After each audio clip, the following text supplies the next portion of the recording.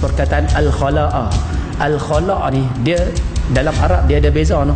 Dia ada satu namanya al-khala', satu lagi namanya hammam.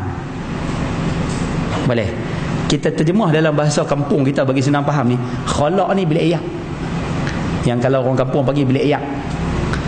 Kalau hammam, jamban. Boleh faham tu, dua benda yang berbeza kan. Kalau bilik air ni ada pancung air, ada kolah, tu panggil bilik air. Kalau jamban, bahasa kasar orang jamban, tapi tak apalah. Yang tu kita, kalau jamban ni ada apa? Ada mangkuk tu. Betul? Yang ni kena faham. Kalau masuk dalam bilik air, kita boleh sebut nama Allah dalam bilik air. Kita boleh baca doa dalam bilik air. Kita boleh sebut Allah dalam bilik air. Tapi kalau masuk dalam jamban, haram sebut nama Allah. Pak faham apa bahasa saya tu Ustaz?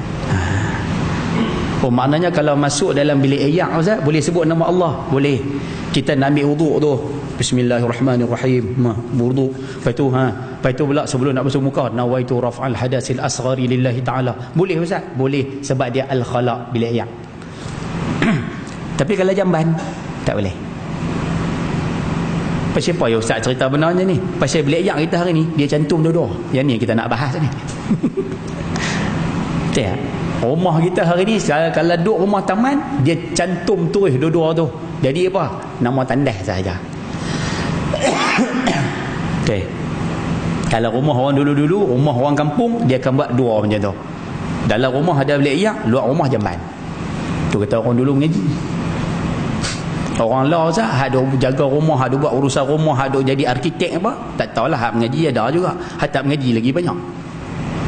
Akhirnya dia pun buat rumah, buat tengok cantum semua sekali, buat tandas kecil je. Dalam tu kolah ada dalam tu, hak segitiga tu satu. Yang kedua mangkuk jamban pun ada. Baik, kalau kata jenis tempat macam tu Ustaz, dia kira bilik air ke dia kira jamban?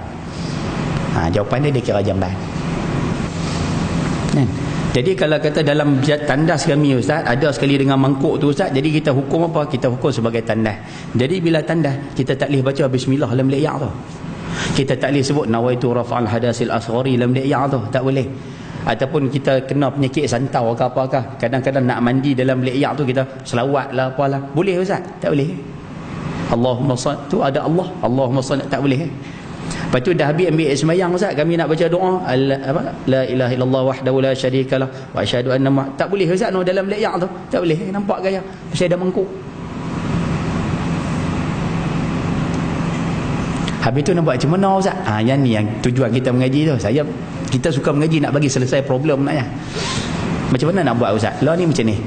Kalau kata siapa yang tak buat rumah lagi, nak buat rumah, kita cadang buat rumah bagi ada dua, bilik air satu, jamban satu. Buat macam tu.